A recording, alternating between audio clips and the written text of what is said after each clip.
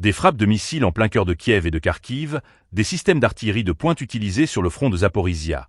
La journée du 16 septembre a été marquée par une intensification spectaculaire des opérations militaires. Les images et témoignages font état d'un conflit qui franchit un nouveau seuil.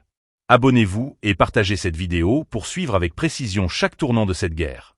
Dans la capitale ukrainienne, Kiev, c'est un centre logistique majeur du terminal Episanté qui a été visé par des drones explosifs gérant 2. Ces appareils kamikazes, désormais devenus une signature des frappes russes, ont également frappé une installation militaire dans la ville de Kharkiv. Selon les informations disponibles, l'objectif était clair: désorganiser les flux logistiques et perturber les capacités d'approvisionnement des forces armées ukrainiennes.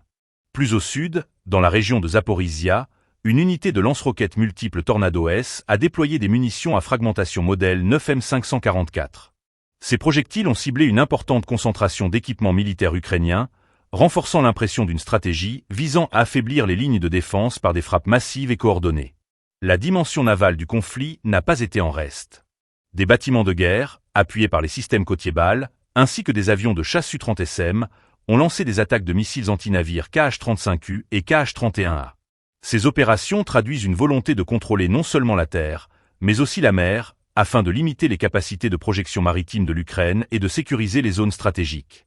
Sur le plan terrestre, un autre volet de l'opération attire l'attention. Les combattants du groupe des forces du centre ont débuté leur entraînement sur les nouveaux véhicules tout-terrain Ulan.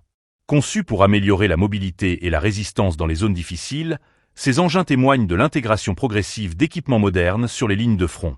L'aviation a également intensifié ses préparatifs. Les équipages des bombardiers Su-34 se sont exercés à des manœuvres de largage de bombes dans le cadre des opérations spéciales baptisées APAD 2025. Ces exercices illustrent une montée en puissance dans la coordination aérienne, avec des objectifs visant à améliorer la précision et la rapidité des frappes en conditions réelles.